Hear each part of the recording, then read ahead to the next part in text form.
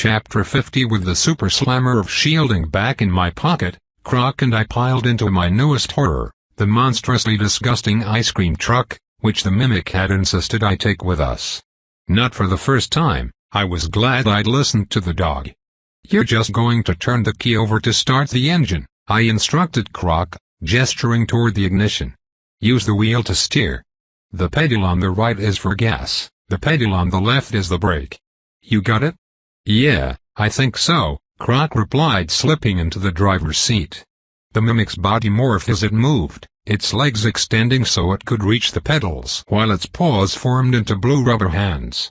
Even a few months ago, the sight would have been deeply unnerving, but after everything I'd seen, it felt perfectly natural and normal. Quick question, though, Dan. Once I start the engine, won't the ice cream jingle song come on? "Yep," I replied grimly. "But won't that bring out all the Timmies and Tammies? Because it seems like calling them all to us could be a bad idea. Maybe it just slipped your mind, but Ed told us that all the Sunny Sitter kids turn into those cannibal things in the light of the full moon, and the moon happens to be very full at the moment." Croc stared up through the window. "And bleeding," the dog added, which seems rather ominous, given the circumstances. "I didn't forget, Bud," I replied. "It's all a part of the plan." "Can't I be honest with you, Dan?" Croc asked. "This seems like a really bad plan," the Mimic finished before I could say anything. "You're not wrong," I said, trying to hide the slight quiver of fear in my voice. "If this went wrong, and there were 1,000 ways this could go wrong, we were going to die extremely horrific deaths. Sometimes, though, the only ideas left are the bad ones. Now start the engine. We need to go pick up Ed in Woodstock." "Whatever you say, Dan," the dog replied in reluctant acceptance of our terrible fate. "Our lives are in your hands." The Mimic was right, though I tried to ignore the weight of that terrible responsibility. For better or worse, whatever happened now was on my head. "Once we get Ed, you have 3 jobs," I said, counting on my fingers. 1. Do not stop for any reason. Not unless I specially tell you to. 2. For the love of God, do not let the cannibal kids catch us if you can help it. I paused and took a deep breath. And 3. Try to circle around the Hookaju. We need to be close enough so I can hit it with ranged spells. Understand? "I don't like it, not one bit of it, but I understand it," Croc replied, before turning the key over. The truck roared to life, its headlights igniting like dual torches that carved through the inky night. Instantly the ice cream jingle blared like a siren, loud enough to be heard even over the cry of Pink Floyd. Croc applied a little pressure to the gas pedal and the truck staggered, then sputtered forward. The ride started out rough and jerky but quickly evened out. While Croc steered the truck toward Ed in Woodstock, currently duking it out with more shambling Sunny Sitters, I raised one hand and activated Hydroblast, carving a rectangular hole in the truck's ceiling, just large enough for me to crawl through. That done, I opened my spatial storage and pulled free one of the stick and cling relics I'd earned from the toddler massacre, then quickly swapped it for Existential Dread. As good as Existential Dread was, it wouldn't do anything against the Sunny Sitters and even less than nothing against the Titanic Hookaju. Plus, I needed stick and cling for this next part to work. With a heave, I pulled myself through the hole in the roof and onto the top of the truck. The last time I attempted van surfing was as a teenager, inspired by Michael J. Fox's antics in the 1985 classic Teen Wolf. I'd broken my arm and ended up with a concussion for my trouble. It also marked one of the rare occasions when my dad had well and truly whooped my ass. Normally, he didn't believe in corporal punishment, but there were a few notable exceptions during my childhood, and that ill-fated van ride was one of them. This time it'd be different, though. At least, that's what I told myself. I activated stick and cling, burning through a scant few points of stamina, and my feet instantly stuck to the metal rooftop just as the ability advertised. The first real test of the skill's effectiveness happened when Croc jumped the curb, careened onto the sidewalk, and smashed into a Sunny Sitter cabin idling on the lawn with a dumb look plastered across his equally dumb face. The ice cream truck jittered and swayed, but my feet didn't budge so much as an inch. nor would they unless I actively willed them to move. Croc ran down another pair of Sunny Sitters, one mailbox hands Kevin and a tentacle-haired Kathy, and screeched to a stop 10 feet away from where Ed and Woodstock were fighting for their lives. Although Ed was the same level as me, it was obvious that the bulk of his powers lay in illusion-based magic and mental mindfuckery and not in physical combat. His left arm was spewing out thick columns of flame, while he fired the Colt with his free hand. Neither attack was very effective. The Sunny Sitters soaked up the bullets like sponges and the flames were only a minor inconvenience at most. I lifted both Kevin and Kathy into the air with my mind, then I flung them away with a thought. With no fear of hurting Ed or his bird, I activated Stingslayer Maelstrom and conjured a hurricane of industrial-grade super bleach right on top of the rest of the amass monstrosities. Between mon optimization and the 5 new levels I'd added, the spell dealt a catastrophic amount of damage. Sunny Sitters shrieked and wailed, falling away from Ed as the bleach storm ripped through skin and chewed through meat. I used a strand of telekinetic energy to slide the doors open as the truck came to a rumbling stop.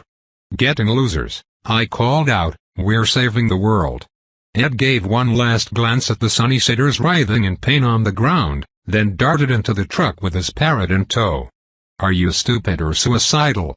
Ed called up to me through the hole in the roof as he slid the door shut. "That ice cream jingle is going to bring every goddamn cannibal kid inside of 10 miles down on us like an avalanche." "I'm planning on it," I called back down. "But don't you worry about them. Croc's our wheelman, and I'm the gunner." "So what's my job?" he asked. "Twofold," I said, eyes locked on the horizon. A dark horde surged toward us from the direction of the cornfields. They were still too far away to make out the finer details, but the horned monsters were unmistakable. Without hesitation, I tossed one of the walkies down to the man looking up at me. "Your first job is to walk Jack up through running the disruptor sequence," I said. "You think you can handle that?" Ed was quiet for a second. "It'll be tricky, but I think I can manage," he finally said. "And the other thing?" he asked. "You and Woodstock are my gunners. You're gonna feed me ammo." I squatted down and glanced into the truck's cab. "You see that freezer right there?" I pointed to the cooler in the corner. "That contains the meat-flavored ice cream the cannibal kids like so much." "I know damn well what it is," Ed snapped. "That's what's gonna get us all killed." "Not unless we use it," I said. "Turn the cannibal kids into weapons." "You said it yourself, those little freak shows love them some ice cream. Enough to kill for it. Let's see if we can't get them to kill that thing for us." I jerked my head toward the Hookaju, still rampaging madly as it tried frantically to dislodge the others. Far as I can tell, the cooler never runs out. It's like a bottomless pit of fucked-up meat-flavored goop. "I just need you and Woodstock to make sure that I don't run dry." "That's the most batshit crazy thing I've ever heard, Kimoseb," Ed replied. "Might even be crazy enough to work. And if not? Well, it'll be a funny story someday, assuming we survive, which we probably won't." He paused and frowned. "Fuck it.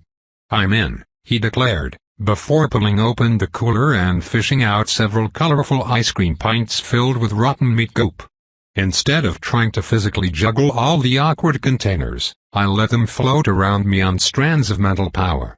"Croc," I called down, "time to get this show on the road, we've got company." And we did. Directly behind us, dozens of gaunt, horned cannibal kids were already pouring onto the street, racing toward us like hungry homing missiles. A tag appeared above the leader of the feral pack. Dweller 0.24740B, Cannibal Kid Muncursed, Blighted, level 40. Its level had spiked dramatically, jumping from 35 to 40, and now instead of being marked as feral, it was labeled as Muncursed. At level 40, it wasn't a match for the Hookaju, but it was a significantly bigger threat than we were, and there were a lot of the Moon-cursed cannibal kids. The only question now was, could they be coerced through bribery?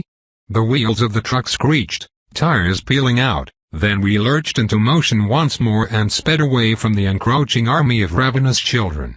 Time to test out my theory. I lined up my first shot and sent a pint of rancid meat ice cream blasting toward a golf cart Kevin loitering aimlessly in a driveway.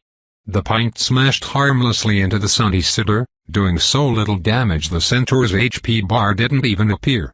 It was like throwing a snowball at an angry elephant. It was fine though, because it created exactly the reaction I had hoped for. Several of the fast-approaching cannibal kids immediately veered off course, no longer targeting us but instead beelining toward the ice cream-covered Kevin. They dashed across lawns, leapt over idling mowers, and avoided other sunny sitters entirely. They were monsters on a mission. The first of the approaching cannibal kids bounded onto a rooftop with unmatched grace, then leaped, landing on the ice cream-splattered centaur like a falling asteroid of teeth and fangs. The looming, malformed monstrosity literally drop-kicked the Kevin in the chest, punching a hole clean through the sunny sitter's torso. Then its claws began to rip and tear, effortlessly shredding the Kevin as its huge jaws slurped up anything touched by the ice cream. 2 more cannibal kids arrived in short order and joined in on the feeding frenzy, ripping off the Kevin's arms or pulling off the fleshy wheels affixed to its lower half. Before long, the 3 cannibals were covered in what little remained of the poor Kevin. They didn't stop there, however. It seemed they had a taste for blood now and they immediately turned their unquenchable appetites on whatever unfortunate sunny sitter happened to be nearby. One cannibal kid ripped a Kathy's head clean off her shoulders with one swipe of its talons, then promptly shoved what remained of her body into the vast gaping maw that took up most of the dweller's midsection. The Kathy's body vanished at an astonishing rate, disappearing in a spray of red viscera. I didn't get any direct experience points for the kills, though I did earn an achievement for my efforts. Research achievement unlocked. Child Army. Why fight your enemies when you can get someone else to fight them for you? It's genius. Instead of getting your own hands dirty, you've successfully managed to manipulate a bunch of bloodthirsty actual children, it's even in the title, Cannibal Kids, into killing on your behalf. The line between diplomacy and draconian puppet master has always been a blurry one, but you definitely fall on the bastard side of the line. But hey, whatever works, I guess. 10/10th strategy, would raise a child army again. Reward, 1,200 experience points, 1 ex-mercenary loot token. I waved away the achievement and tried to ignore both the accusatory tone and the defamatory insinuations. This wasn't my fault, damn it. I hadn't asked for this, and it wasn't like the youth of Sunnyside were sweet, innocent angels. They were 8-foot-tall hunger demons with horns and skull faces. Besides, they weren't the ones dying. They were the ones doing the killing, which seemed slightly less fucked up. And if this plan was going to work, I needed them to do a lot more killing and I needed to redirect them fast, because the horde was gaining on us at an alarming rate. Croc, you need to pick up the speed, I called over the walkie. These things are fast as fuck. Head due north for a minute, then circle back toward the Hoa, over. I'll do my best, Dan, came a scratchy reply over the walkie. The truck growled as it picked up even more speed. Meanwhile, I telekinetically lobbed 2 more pints of ice cream, smearing a Kathy and splattering a Kevin a good 100 feet away. I wanted to spread out my targets as much as possible to maximize chaos and slow down the pack of cannibal kids, at least a little. As before, the ice cream landed with anticlimactic thuds followed, almost immediately, by more moon-cursed horrors peeling off from the larger pack like hungry velociraptors. I hurled pint after pint, and the slaughter continued picking up steam as more and more cannibal kids joined the feeding frenzy. But I needed to work faster, because another mob of gangly monsters was fast approaching from the west, loping along on all fours like oversized wolves. More speed, Croc! I screamed, crouching down and banging on the top of the roof with the flat of my hand. And get us closer to the Hoa. We need to get its attention. Ed, I need ammo up here, stat, and I'm talking yesterday. Got more incoming, Ed radioed. Had to whip up a little carrying rig for Woodstock. The Parrot, now acting as an aerial resupply, flapped into view a moment later. The bird had been fitted with an improvised system of ropes and carabiners, forming a harness of sorts. Those ropes wrapped around the bird's chest and shoulder joints which, in turn, connected to a large wire basket filled haphazardly with more ice cream.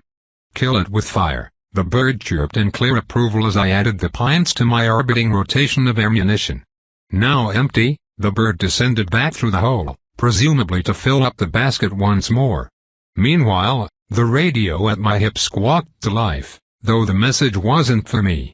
"Jacob, this is Ed, do you read me, over?" "Yeah, go for Jacob," came the Central's reply. "All right, we don't have time for any bullshit," Ed barked. "The disruptor up there isn't automated, and there are a bunch of steps you'll need to take to run the progressive activation sequence. That could be a bit of a problem," Jacob cut in. "These zoning leukocytes are threatening to overrun us, and this creature won't stop its insufferable shaking. It is making it treacherously difficult to hold the stairwell. We're about to fix that," I sent over the combs. "Just do what Ed says.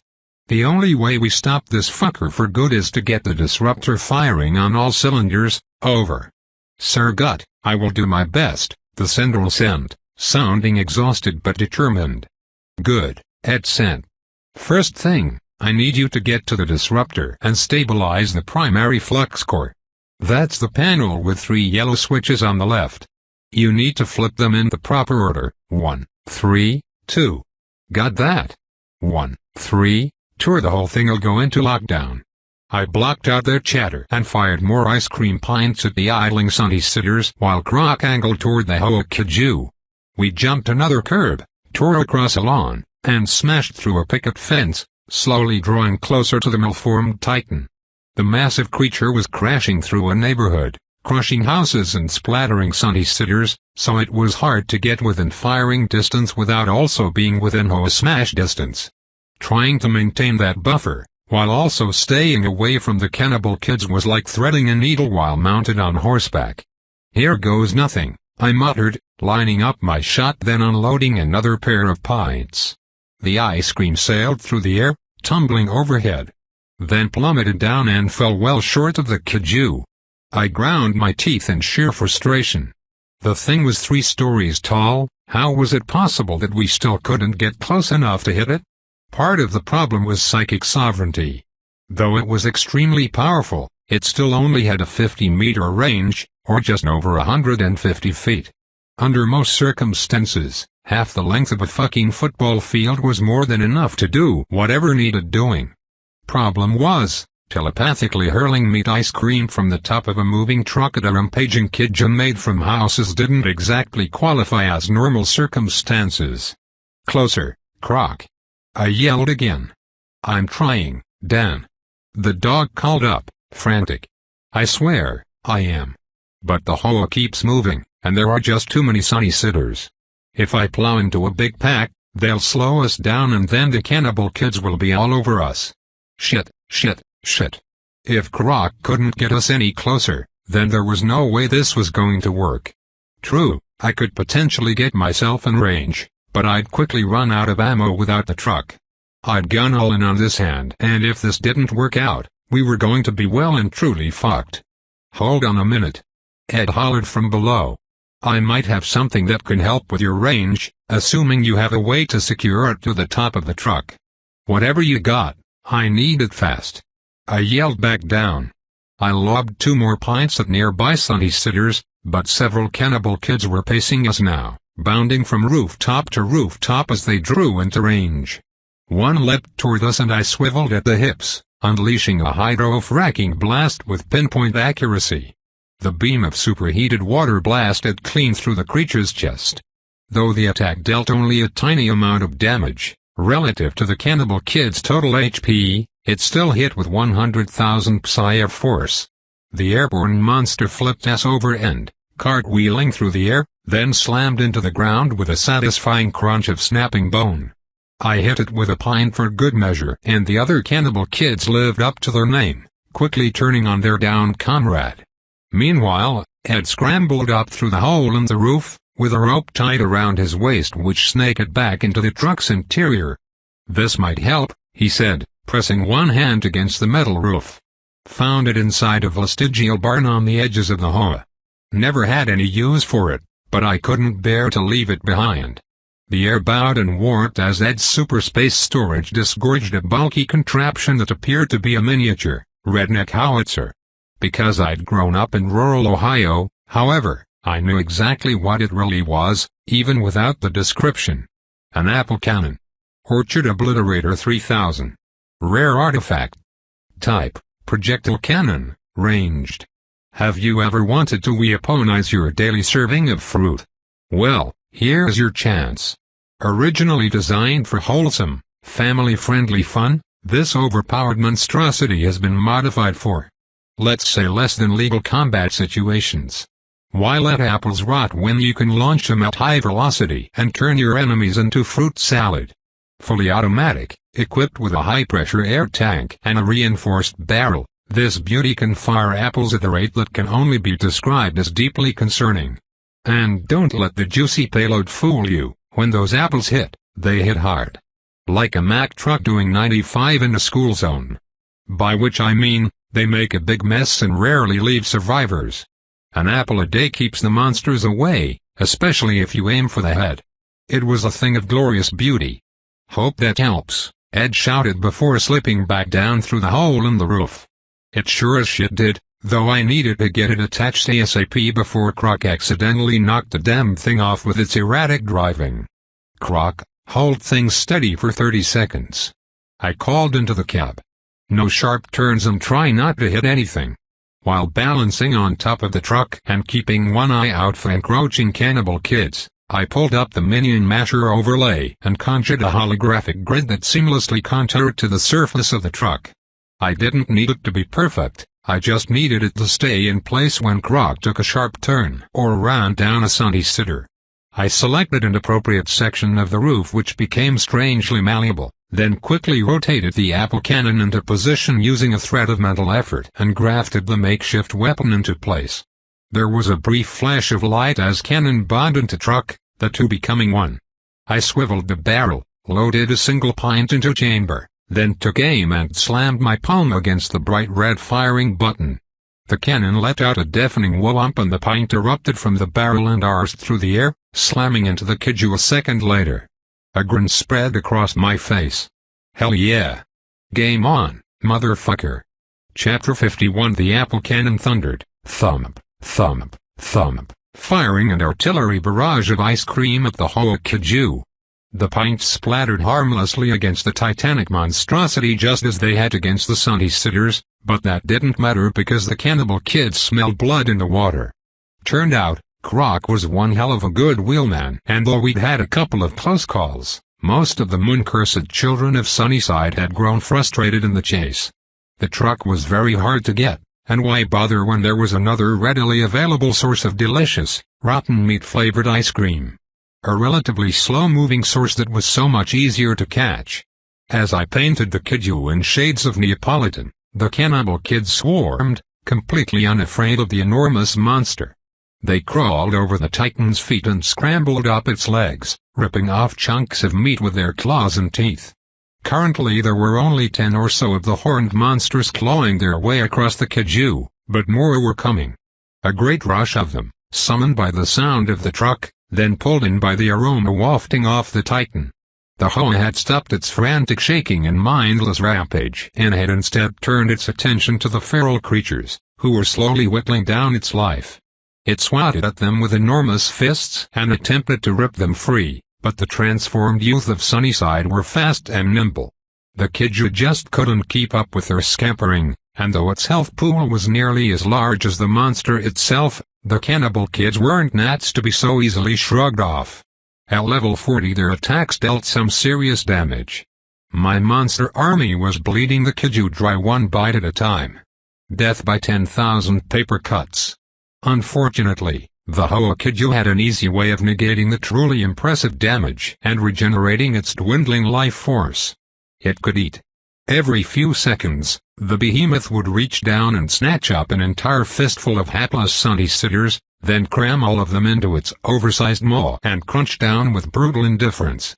The monster was eating the residents the same way Ed ate Doritos, and each resident the kiju consumed restored a meaty chunk of HP. It was like the Health Eater relic on steroids. And the worst part was, the sunny sitters didn't even try to get away from the grasping hands of their gargantuan overlord. With the signal down, the sunny sitters were little more than mindless zombies, shuffling drones who couldn't even be bothered to try and save themselves from a very grisly end. Essentially, the Kiju had an endless supply of health regen potions scattered across the ground, and the cannibal kids just couldn't deal more damage than the Hoi could heal. The Kiju had also begun to release its personal minions to deal with the preternaturally fast youth, swarming its body.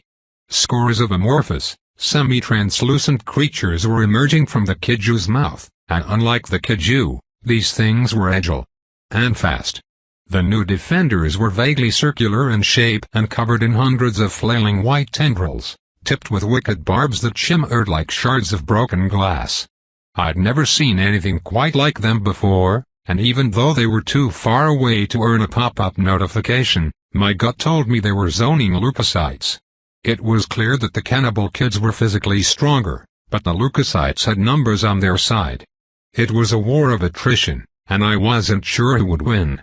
"I am not certain what you are doing out there, Becanter," Jacob sent over the radio, "but it seems to be working. The leukocytes are coming much less frequently. Temperance and the horrors have secured the stairwell for the time being. I am back at the disruptor. What needs to happen next?" he asked.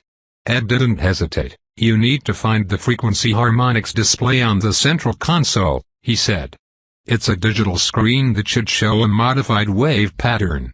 You need to tune it to a resonance frequency of 13.7 kilowatts using the dial located beneath the wave display. It's tricky, though. When you adjust it, the signal will spike, and if it hits red for more than 10 seconds, the disruptor will overheat. So make sure to bring the frequency up slow and steady." I once again tuned out the conversation as Woodstock arrived with more ammo.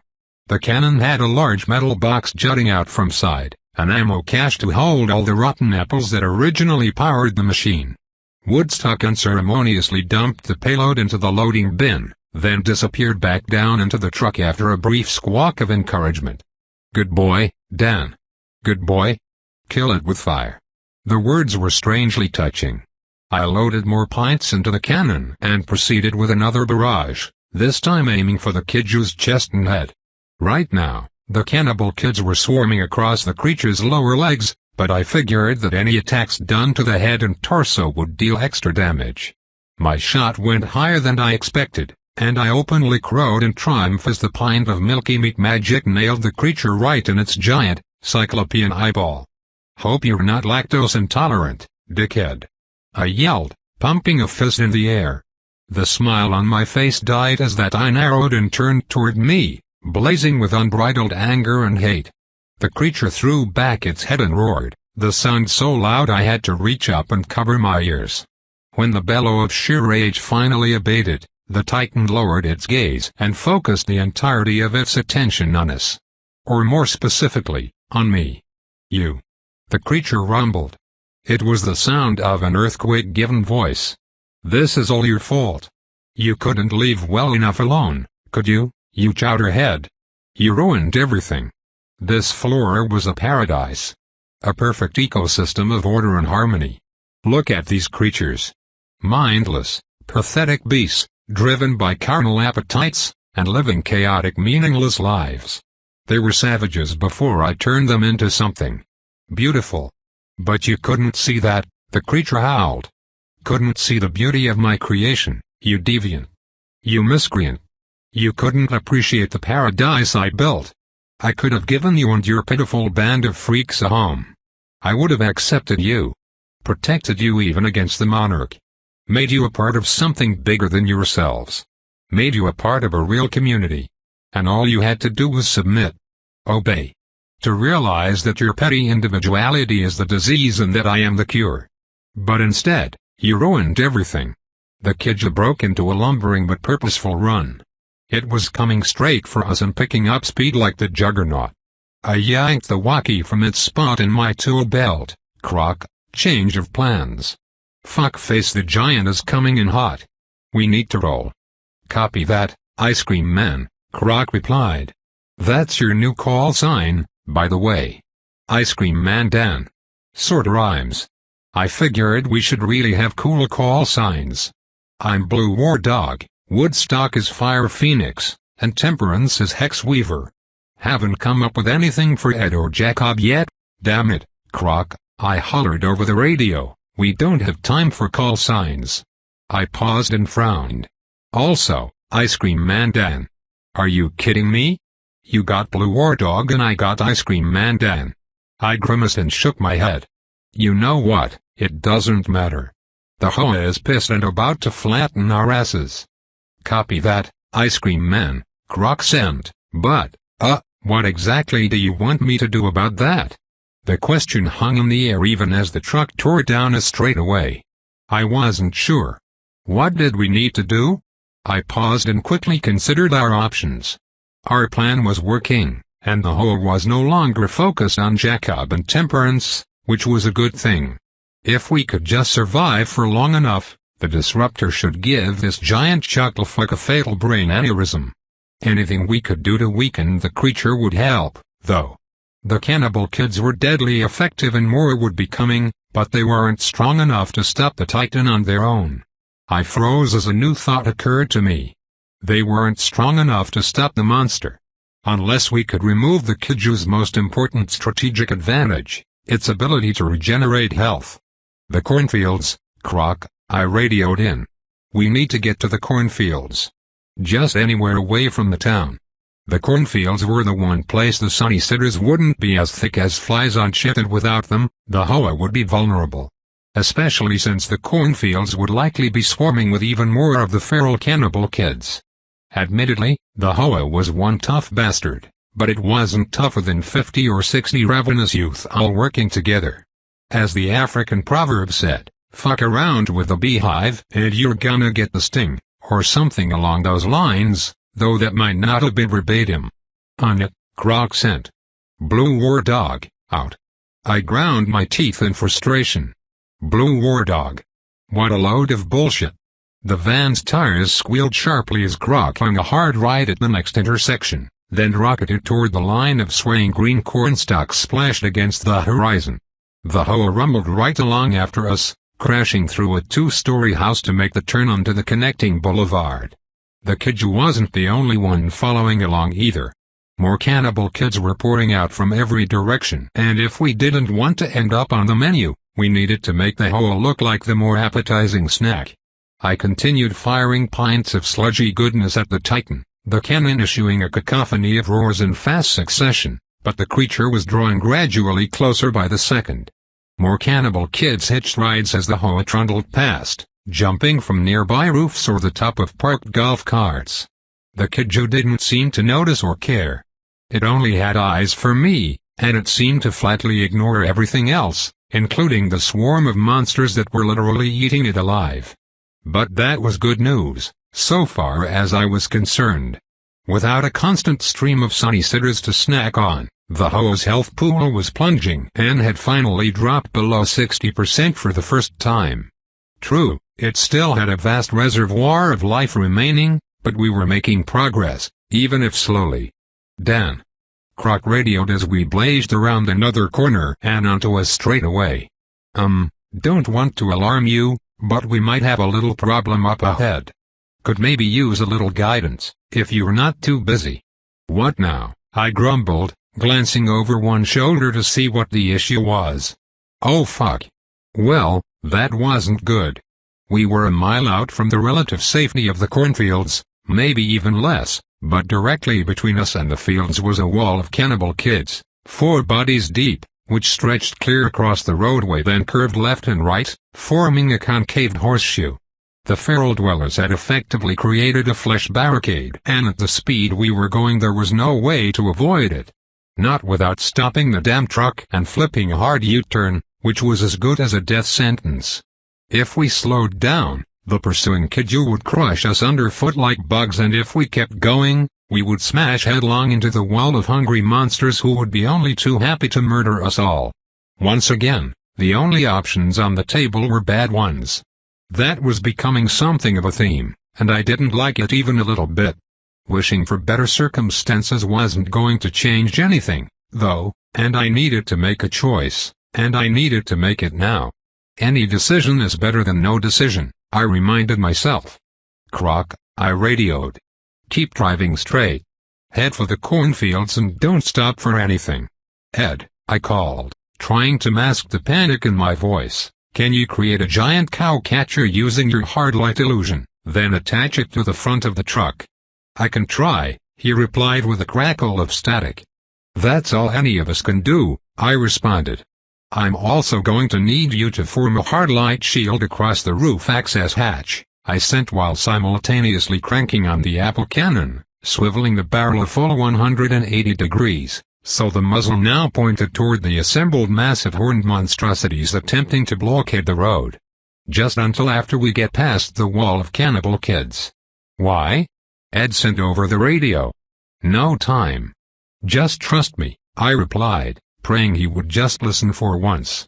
The radio died and an opaque sheet of light appeared, blocking out the interior of the van, followed a handful of seconds later by a triangular wedge of light that protruded outward from the front of the truck. I let out a quiet sigh of relief. That was one less thing to worry about. Working as fast as my hands would allow, I pulled out several pints of ice cream and began to hurriedly shove fistfuls of balloon menagerie and voodoo doppelbanger spell cards and into each one. Probably 30 or 40 cards in total, though I didn't take the time to get an exact count. If we were going to punch through that wall of meat, I was going to need a lot of firepower. Problem was, I couldn't control so many cards at once using psychic sovereignty, and launching the cards themselves out of the cannon wouldn't do anything. They'd just flutter around like leaves in a strong fall breeze. Packed inside a disgusting, fetid ice cream, though? Well, then they'd effectively be improvised claymore mines. I loaded 7 pints of ice cream into the chamber all at once, then lowered the barrel and lined up my shot. I only had one chance at this, and if I screwed the pooch, we were all cooked. I took a deep breath to steady my nerves, then slammed my hand against the trigger before I could overthink things or talk myself out of doing what I was about to do. The improvised artillery weapon roared again, launching my munitions. The pints of frozen mood juice slammed into the front line cannibals, and as they did, I activated the voodoo doppelbanger spell cards. In the space of seconds, 20 copycat Dans, all liberally slathered in ice cream, erupted among the ranks of the dwellers. The chaos was immediate. The feral nightmare children turned on the clones, attacking like enraged wolverines.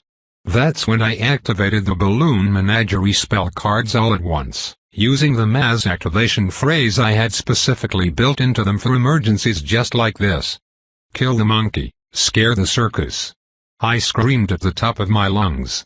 The ensuing fireball billowed upward in a cloud of red and gold light, momentarily transforming night into day. The explosion hit with the force of a bunker buster, blowing the nearest cannibal kids apart and scattering a dozen more like bowling pins. Level up. X2, Research Achievement Unlocked.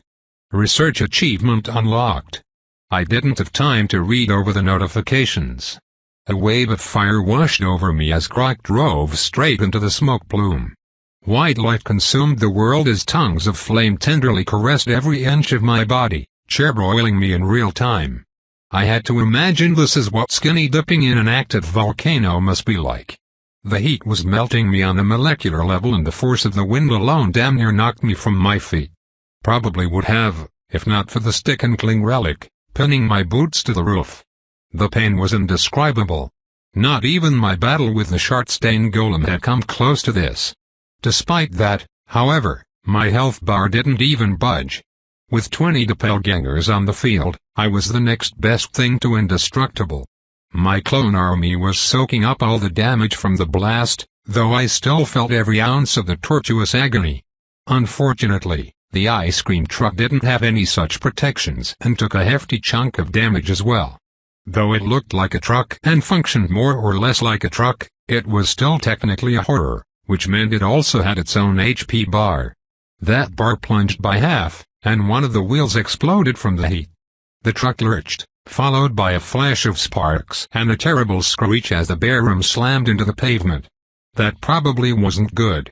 We were losing speed, though the truck was still limping along. As long as it survived long enough to get us into the cornfields, nothing else mattered. The truck rumbled, bumped, and groaned, and then we were thrown onto the other side of the flesh barricade.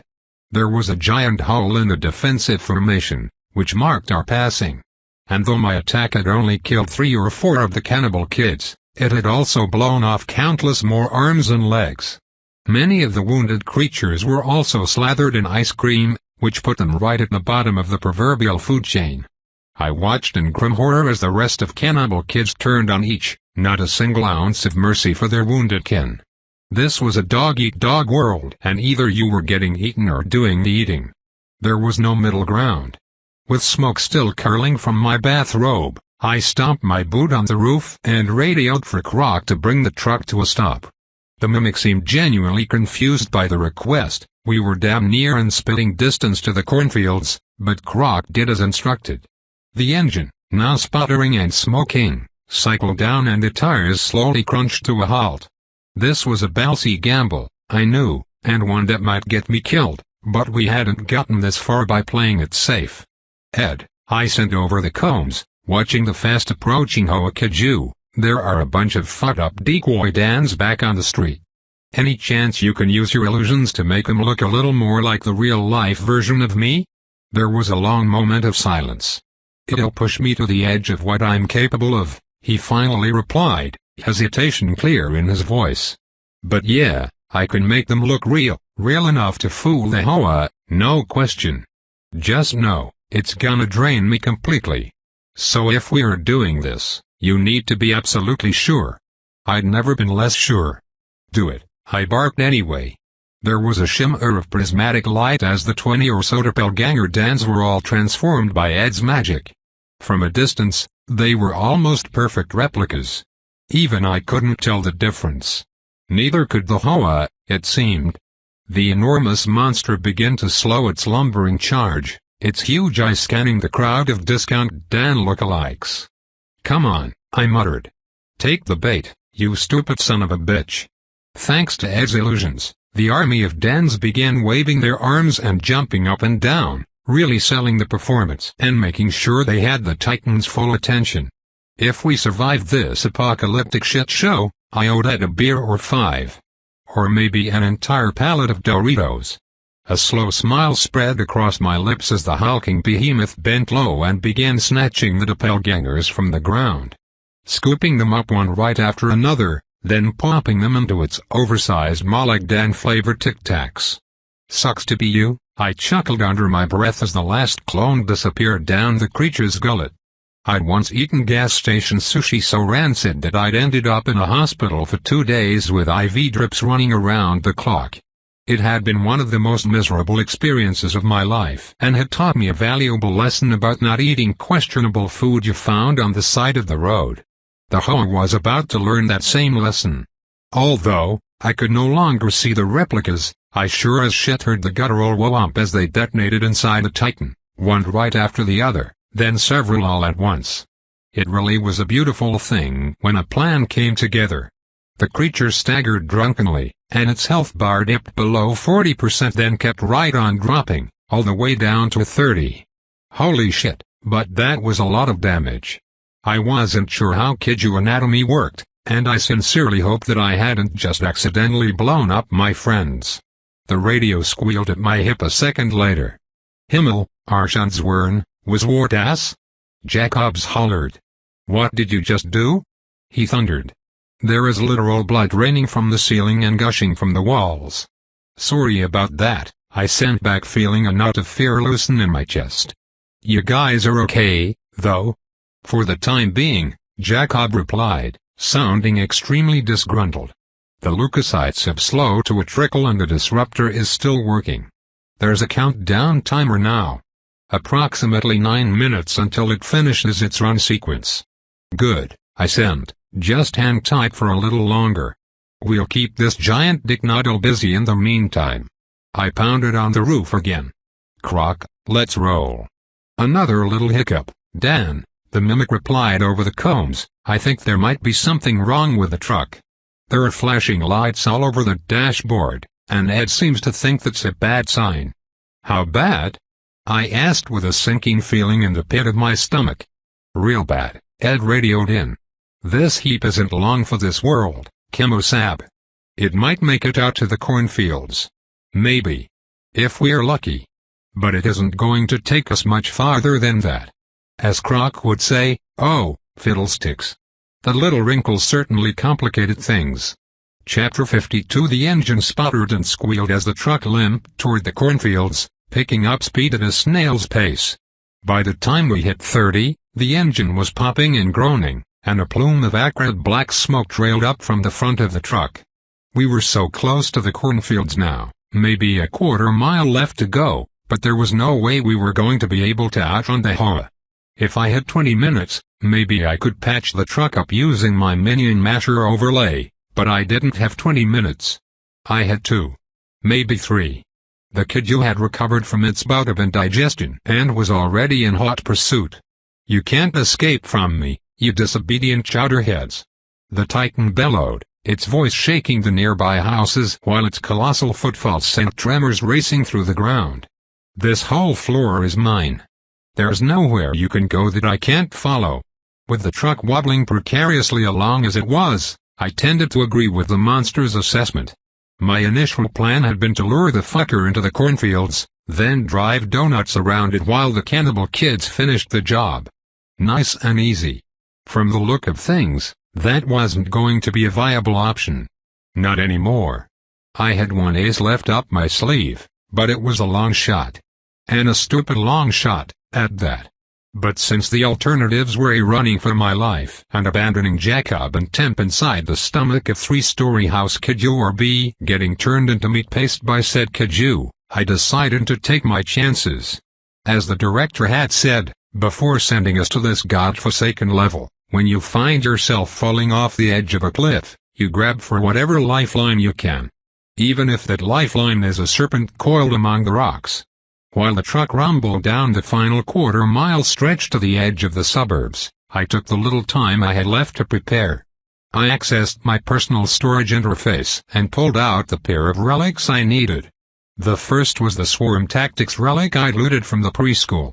The ability enhanced athleticism, toughness, and health regeneration with every creature I summoned, and it also applied a scaling buff called Rage.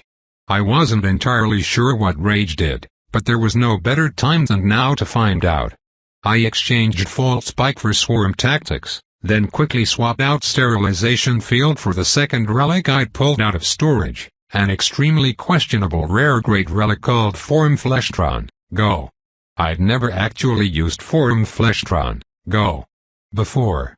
In fact, I'd only seen it in action once, when Funtime Frank activated it to absorb the other 4 members of the Jungle Gym Jamboree. The ability let the user temporarily absorb all summoned minions, transforming them into a towering mech of flesh and metal, with the caster piloting the grotesque monstrosity from within. Like Voltron, but infinitely worse. The relic was wildly unsafe and came with a hefty price tag. It had a 30-second cast time, a 120 mana cost, a brutal 48-hour cooldown period, and only lasted for a grand total of 5 minutes. Worst of all, Form Fleshtron, Go, would overclock the various relics powering my horrors, damaging them beyond repair. Which meant I wouldn't be able to summon them again until I conducted a complete overhaul and replaced the burnt-out relics with new ones. It was the ultimate break glass in case of emergency option. But any port in a storm, I guess. The truck finally rattled to the end of the road, where the asphalt faded into dirt, and the dirt gave way to a towering wall of swaying corn. "Hang on to your butts," Croc radioed, before really gunning the gas. I braced myself for impact as we slammed into the stalks, which crunched and parted before the failing power of the truck. Unfortunately, we didn't make it far before the engine issued one last final wheeze and died, the ice cream jingle finally guttering and fading. Without the jingle blaring in my ears, I realized that Pink Floyd had given way to Billy Idol's Rebel Yell, which seemed to be a fitting song for what was about to happen. Although we'd only made it 20 or 30 feet into the corn, the nearest house was easily 100 yards off and there wasn't a single sunny sitter in sight. That would have to be good enough.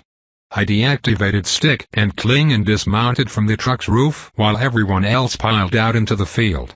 Croc looked worried, while Ed seemed simultaneously resigned and resolute. Like a man preparing to make a last stand. He knew this was the end of the road and that there was nowhere left to run. Nothing left to do except face the monster that was barreling our way like a living force of nature with an axe to grind.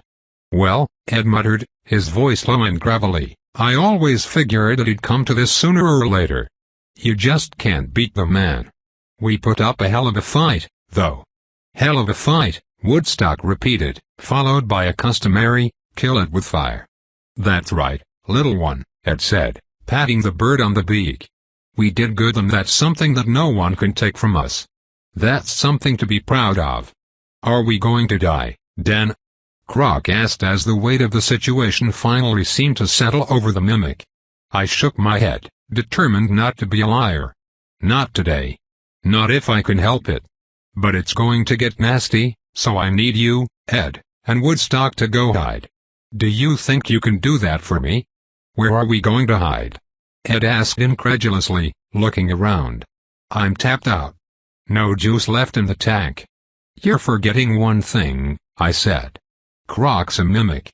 Hiding is literally what mimics do best. Show him, Croc." The dog nodded, then shifted, its form swelling and changing until only a clump of corn remained. "I can hide you under here," the corn said, its voice bleeding from the air. The stalks parted to reveal an earthen compartment near the ground. "I'll be damned," Ed said. "That just might do it." "But what about you?" he asked, turning his gaze at me. "Why don't you come with us?" "Because if we all try to hide, that freak show will stomp around until he gets lucky and crushes us all underfoot. Besides, I aim to kill that son of a bitch," I said with grim determination. "Don't tell me you're actually planning to fight the thing?" Ed asked in disbelief. "Fine," I replied with a shrug. "I won't tell you that." I paused, then offered him a cocky grin. "But I am gonna fight that thing." "Of all the bad ideas I've ever heard," Ed grumbled, "this is the stupidest by a country mile." "It's only stupid if it doesn't work," I said with significantly more confidence than I felt. "And I'm tougher to kill than people give me credit for." Ed let out a heavy sigh. "Well, if anyone can pull it off, I suppose it's you. I've seen you do more impossible things in the last 2 days than I can count on both hands." He faltered, locking eyes with me. "You sure about this, Hoss?" "You miss 100% of the shots you don't take," I said, before opening my storage space and pulling out a single doorway anchor plate. Although I was the only one who could generate them, I wasn't the only one who could plant them. "If things go south, use this to open a doorway and get back to the store. After everything that's happened, you deserve to get off this godforsaken level." I hesitated for a moment. "Just make sure that Croc is safe, okay? Look after the little monster for me." Ed nodded solemnly. "On my life." He gave me one last thin smile, then turned to the patch of corn, which wasn't really corn at all. "Come on, let's get clear. This place is about to turn into ground zero and we want to be as far away as possible." The corn shimmered and contracted, transforming back into the familiar form of my blue dog. Croc stared at me for a long moment with its giant, stupid googly eyes. "Be safe, Dan. I really don't want to have to avenge your death. I mean, I will, but it would be way better if I didn't have to." Croc nuzzled my palm with its nose one last time, then turned and bolted after Ed and Woodstock. "Wait for me," the mimic called. Even though I didn't have long, I watched them go, knowing this might be the last time I ever saw any of them. "Okay, here goes nothing," I muttered to myself once they'd disappeared into the corn and vanished from view. First, I recalled Drumbo and Cynthia. Then I resummoned them along with every single doorway sentinel I'd created. All 5 of them. My own personal army of horrors shambled out of black slits in the air and formed a circle around me. The ground rumbled and shook as the hoe came into range. The kiju was hemorrhaging blood from a dozen massive wounds, and there were at least 30 cannibal kids scampering across the creature's colossal body, slowly but surely chipping away at its health pool. Without a constant supply of sunny sitters to eat, the hoe's total HP had dropped below 20%, and it was sinking faster by the second. Out here in the cornfields, it would be vulnerable, and there was a real chance I could actually kill this shithead. With my horrors assembled, I activated swarm tactics, unleashing a wave of mana that enhanced their stats. The ability granted a flat 5% boost to athleticism, toughness, and health regeneration for summoning 2 or more creatures, with an additional 2% stacking bonus for each extra summon. With Cynthia, Drumbo, my 5 doorway sentinels, and, of course, the stupid fucking ice cream truck, that was a 17% increase across the board. That done, I steeled myself and triggered Form Fleshtron, go. Praying that I wasn't making the biggest mistake of my life. Another surge of raw energy burst from my core, flowing down my limbs before erupting outward in a ring of toxic green light. The air grew dense with crushing pressure as the neon ripple swept over my minions.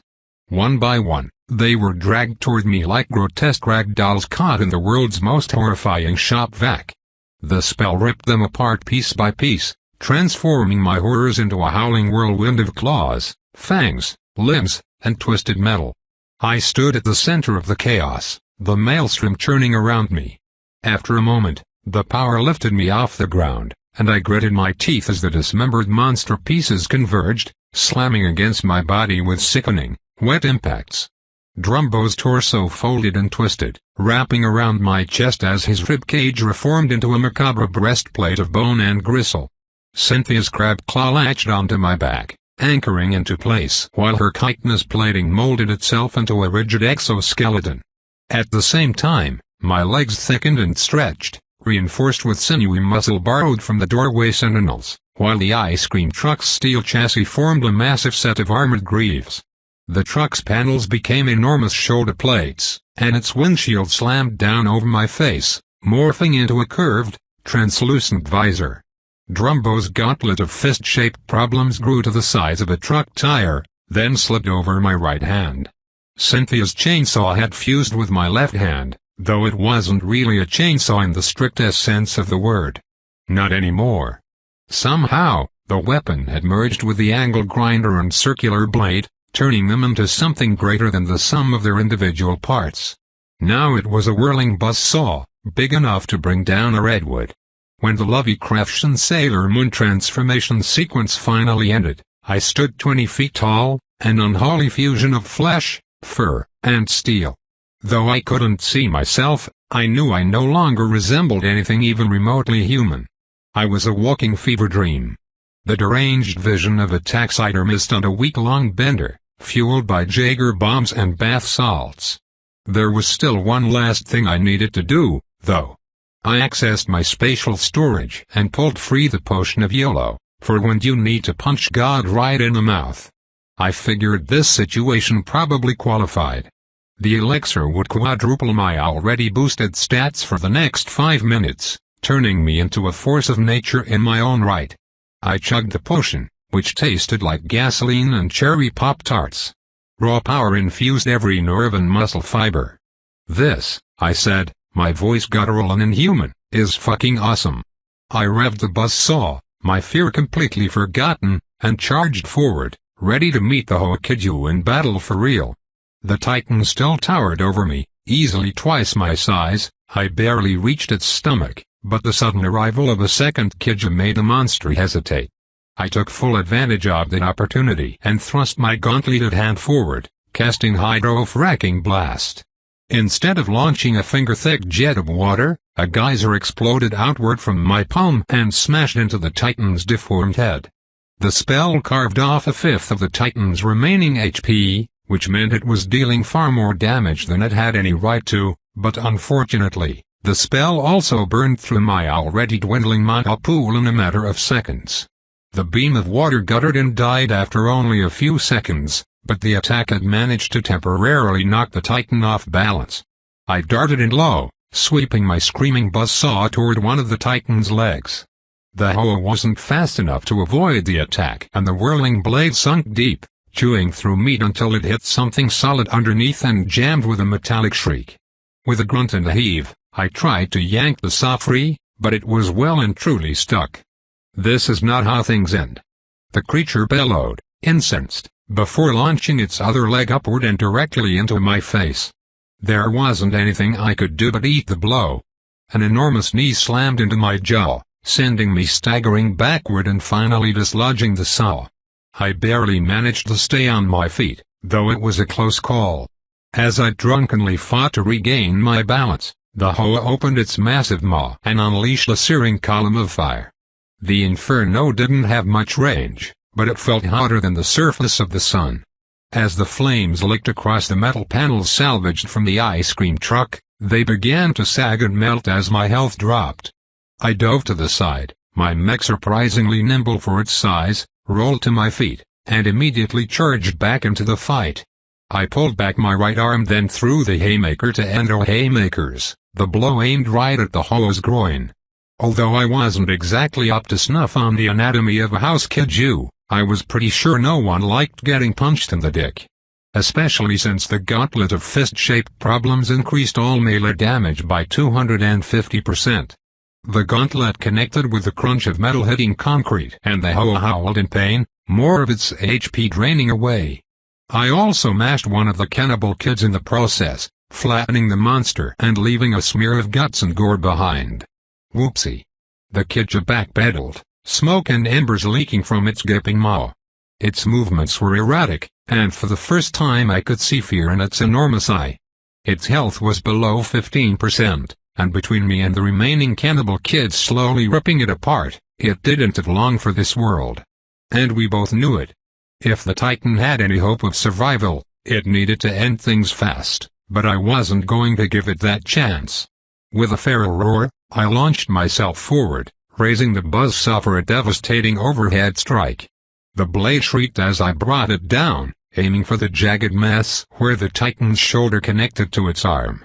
The saw slammed home, sparks flying as it chewed through layers of warped wood, twisted metal, and thick muscle. The hoa retaliated, swinging its other arm in a wide arc to dislodge me. I twisted at the waist, ducking beneath the sloppy blow, and drove my gauntlet into its exposed side.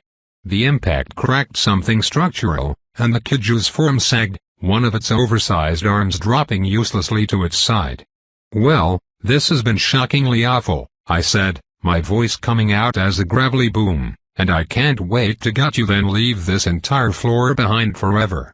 0 out of 5 stars, would not visit again. In short, go fuck yourself." I raised my buzzsaw to finish this fucker off for good. The Titan surged forward, moving faster than seemed possible for a creature of its sheer size and bulk. It slammed a foot directly into my chest, knocking the wind from my lungs, then rose up to its full height and brought its massive arms crashing down on me like a pair of sledgehammers. The impact sent white stars dancing across my eyes and drove me to the ground, my knees buckling under the sheer force of the blow. Before I could get my bearings, the hoa reached forward and latched onto my suit with its grotesque hands, then lifted me into the air with uncanny ease and impossible strength. My mech groaned under the strain and I felt the flesh and bone framework threatening to come apart at the seams. I screamed and the sound came out as an inhuman bellow of pure agony. The Titan was attempting to rip me in two and it wasn't doing a half-bad job. When it became obvious, however, that it wasn't quite strong enough to accomplish the feat through brute force alone, it threw its head back, unhinged its jaw like a giant python, and pulled me into its mouth. I was far too big to swallow whole, but then the hoa wasn't trying to eat me. It was trying to eviscerate me. Jagged teeth pierced the armored exoskeleton and punched into my guts. I screamed again as my HP bled away an inch at a time. With my health already below 40%, I knew I couldn't withstand this level of punishment for much longer. The pressure on my stomach and torso increased, the exoskeleton cracking, and black stole along the edges of my vision. Ed had been right. This had, indeed, been a stupid idea. And now I was going to die for my hubris, but then, just as the thought crossed my mind, the pressure began to ease. What the hell? I thought, still reeling from the pain. Somewhere within my mech, a radio squawked to life. "Dan, this is Jacob, over," the radio called. The disruptor. The signal faltered and broke for a moment. The sequence finished running. Before I could respond, a shock wave rippled through the kiju, and its entire body violently convulsed. The EMP embedded deep within its chest detonated, sending out a pulse of energy that lit up the night sky. The Hoa kiju's grip slackened, and I tumbled free from its jaws, falling to the ground in a heap. No. This can't be it. This can't be the way it ends, the Titan groaned, its massive frame swaying like a skyscraper about to topple. Billy Idol had finally stopped singing, the music gone, and now an eerie silence lay thick over the fields. Over the entirety of the 24th floor. "You're right, it's not," I said, gaining my feet with a groan. "This is the way it ends." I revved the buzzsaw one last time, then leapt into the air and drove the spinning blade downward directly into the creature's skull, carving through the center of its enormous eye. Black ichor sprayed out in an arc as the kiju's HP finally hit 0. Even dead, it swayed upright for a long moment. Then I yanked my blade free, raised one foot, and kicked the corpse over. The enormous body hit the ground with a clap of thunder and a huge cloud of dust mushroomed up into the air. Level up. X6 Research Achievement unlocked. I didn't even have time to read through the achievement before the yellow timer flashed red in the corner of my eye, giving me a 10-second countdown. Already, I felt weak and lightheaded, the world wobbling uncertainly beneath my feet. As the timer lapsed and finally hit 0, every ounce of strength in my body seemed to bleed from my veins all at once and my vision narrowed to a thin slit as I stumbled then fell onto my side. Every inch of me hurt and suddenly I couldn't breathe, as though the weight of the mech suit itself was crushing my chest and driving the air from my lungs. Not for the first time, I thought I was going to die. This time, though, I was sort of okay with that. I'd beat the Hoa, protected my friends, and made good on my promise to Ed. Even if this was how things ended. Well, maybe that wouldn't be so bad after all. Despite the pain, I closed my eyes and felt peace as darkness dragged me downward into unconsciousness. Chapter 53 Guys, hey, guys, I think he's waking up, said a familiar voice, though for some reason I couldn't quite place it. My thoughts were hazy and heavy. Clouded by pain. My head pounded like a drum and every inch of my body hurt. Even my hair hurt. It felt like I'd spent a night sleeping in a churning cement mixer filled with rusty nails and rebar. Yep, he's definitely alive. I told you guys he'd make it. Nothing can kill my best friend. Not Funtime Frank, not a giant floor overseer made of corpses and houses, not even aggressive hemorrhoids. He might still be brain dead, someone else said. This voice was female. Temperance? That had to be her, though the last time I'd seen her, she'd been stranded inside the chest cavity of a kiju. Things were starting to come back to me, but slowly. A flash of ice cream. The rancid scent of burning skin. A whirlwind of monstrous body parts wheeling around me. But there were gaps in my memory big enough to drive a tractor-trailer through. I'm not sure how much of a brain he had to begin with, came a new voice, this one gruff and coated with a bit of a twang. Ed.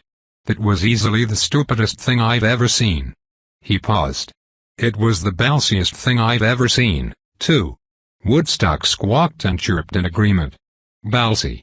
Balsy. I already told you, I grumbled through gritted teeth, it's only stupid if it doesn't work. And, for the record, I'm not brain dead. Though I sort of wish I were. Begrudgingly, I cracked one eye open and immediately regretted the decision. The weak light coming from overhead stabbed into my eyeballs. I was sprawled out on the sofa inside my private hotel suite. Croc was looking down at me in evident concern while Ed and Temperance sat at the dining room table. Woodstock was there, too, eating bits of crackers from a bowl. Can someone please turn down the lights in here? I asked, before swinging my legs out over the edge of the couch then pushing myself into a sitting position. Even doing that much felt like running a marathon with cinder blocks tied to my feet. Sure thing, Dan, Croc replied. The dog moved over to the wall and carefully adjusted a dimmer switch, until the room was just shy of dark. Is Jacob okay? I asked, glancing bleary-eyed around the room. There was no sign of the Central, and after the shit show with the Titan, I was worried that something bad might have happened. "I am fine," Jacob replied a moment later, striding into view from the bathroom. "Though, as you say, it was a bit touch and go there, toward the end." Temperance scoffed. "Don't listen to him, he's just being dramatic." "I'm being dramatic?" "When the Titan toppled there was so much blood we almost drowned inside its torso," Jacob said flatly, folding his arms across his chest in clear disagreement. I squinted, my vision still blurry, and got my first real good look at the Central. His clothes were red as crimson and peppered with muddy brown splotches and jet black streaks. He had managed to clean off his face, but chunks of gore were still stuck in his hair. "We literally had to cut our way free using my plasma shield," he said, sounding completely unamused. Temperance dismissed the remark with a derisive sniff. "A small price to pay, considering the magnitude of our achievement." She offered me an unnerving smile, broad and sharp, like the edge of a blade.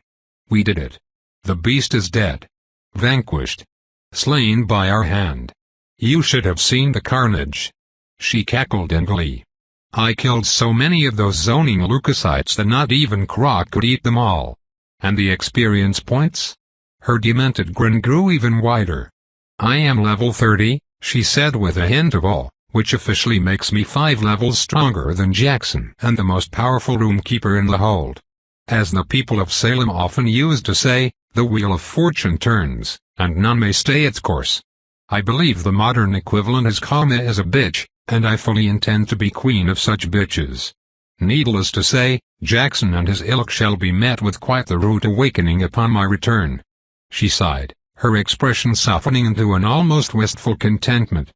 "Truly, these past few days have been the best of my life." "God, you're weird," I mumbled, "and you definitely need to see a therapist." "I've never put much stock in therapy, but I think it would do some good. Still, I'm glad you're okay. You and Jacob, both. Now, for the love of sweet baby Jesus, can someone please get me a Zima?" I asked, closing my eyes and leaning back against the plush sofa cushions. I haven't felt this shitty since.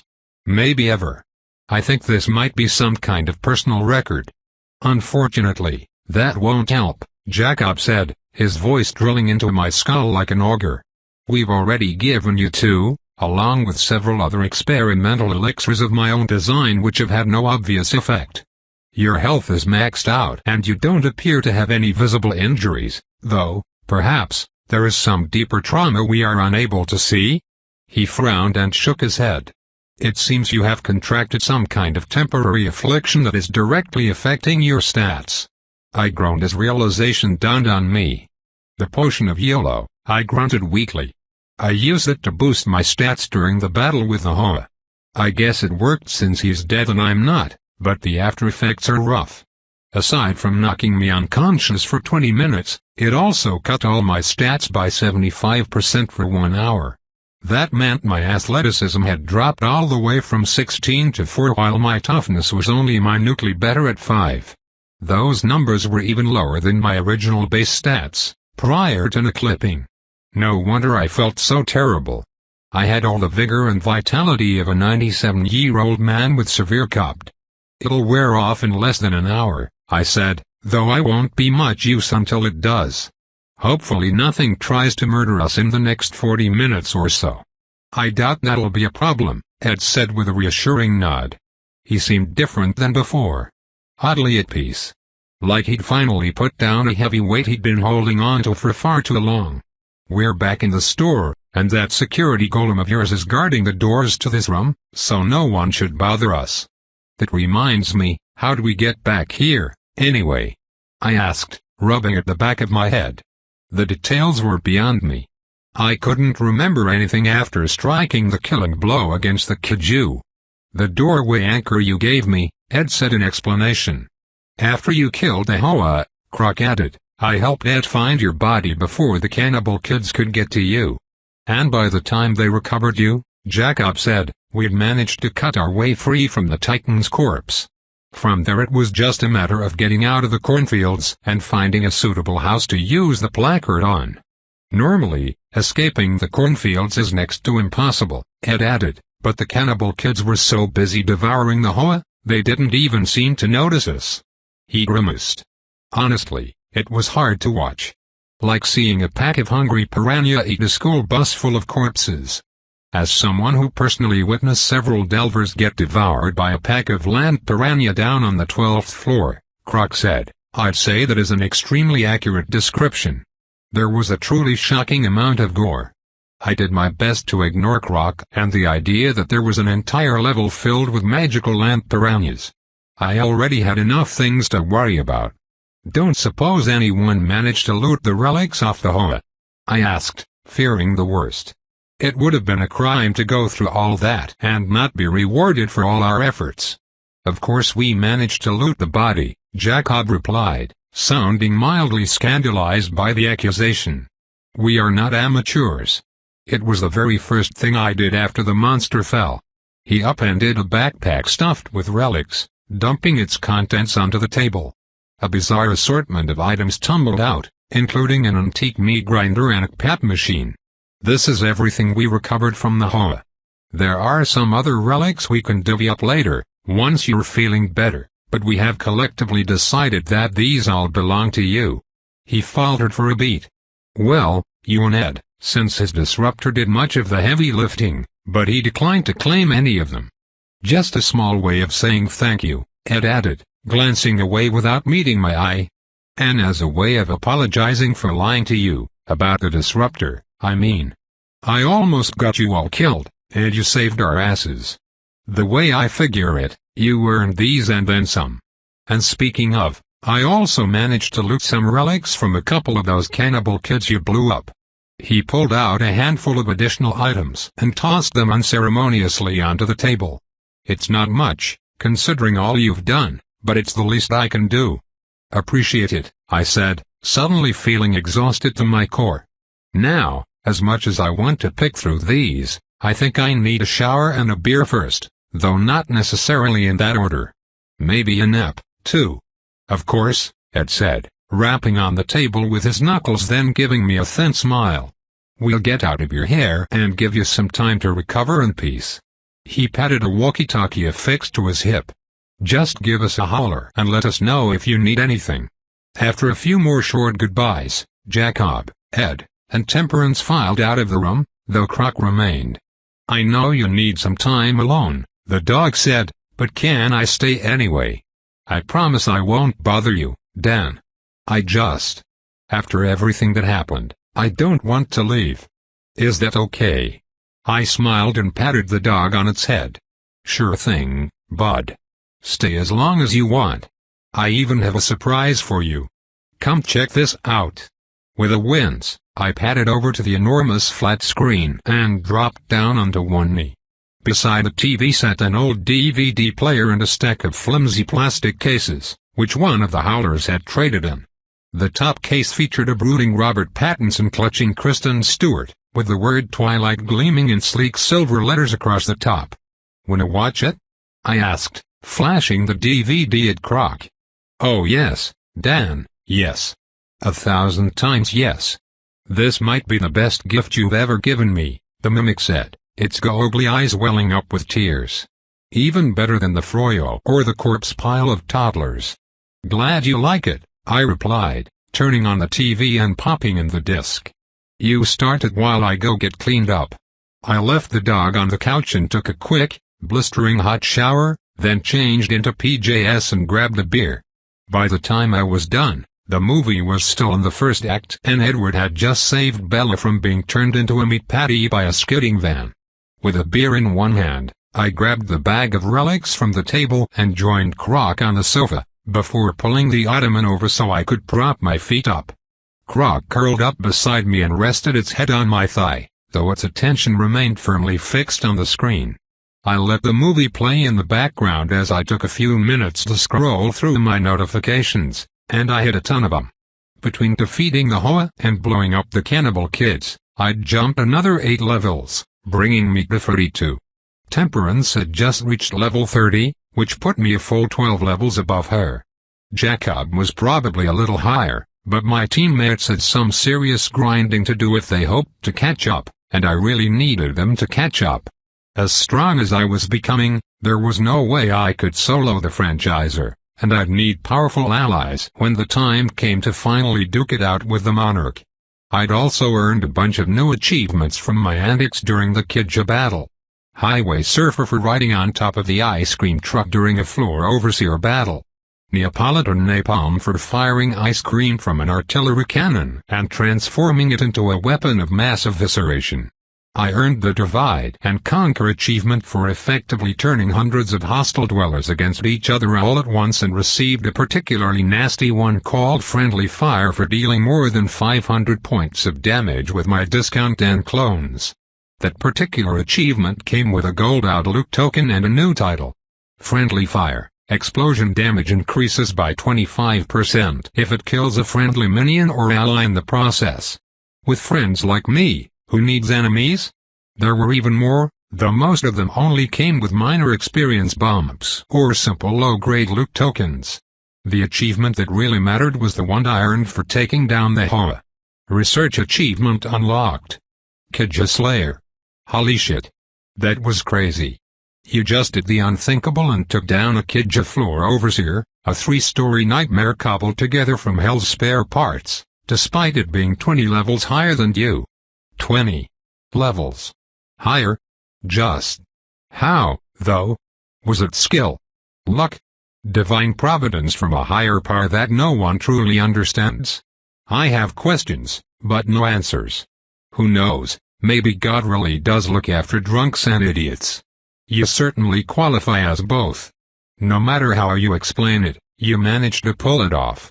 Against all the odds and what is, statistically speaking, a truly profound mystery, you survived, and now here you are, covered in victory goo and way too self-assured for someone who spent half the fight launching ice cream from the top of a moving truck.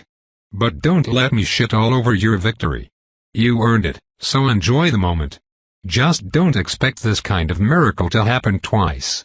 Reward, 5,000 experience points, 1x Diamond Brawler loot token, 1x Topaz Arcanist loot token. Title, Kidja Slayer, increase all base stats by 5% for every Kidja class threat defeated in battle. Stacks indefinitely. Plus 10 to all stats. One-time bonus, permanent. I whistled through my teeth. Not only had I received a metric-ass load of experience, which probably accounted for all the new levels, but I'd also earned both Diamond and Topaz loot tokens.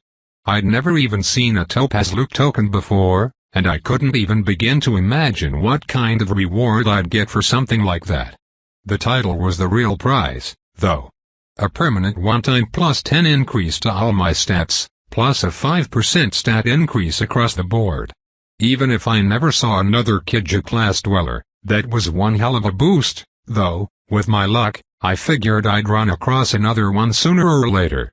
On the downside, I was more than a little annoyed to see that my Barracuda in the Barrel title had evolved once again. Title, Great White in a Barrel. You exude an aura of pure carnage. Dwellers more than 10 levels below you will actively avoid you, and slaying any dweller below level 25 grants no experience. This is an evolving title. This title cannot be unequipped. Is the little Wa baby sad because they can't murder dwellers too weak to fight back? Well, cry me a river, you murder hobo, because I don't give a shit. I'd known this was coming eventually, so I wasn't all that surprised, but it did mean I wouldn't be able to grind out easy experience on any of the lower floors. Even the Jungle Gym Jamboree would likely be useless to me now, at least for experience. But I was starting to suspect that was the point. The researcher wanted me to delve deeper, and this was his way of making sure I did. The experience points and loot tokens were the carrot, and this title was the stick. If I wanted to get stronger, the only way forward was down. Tope continued //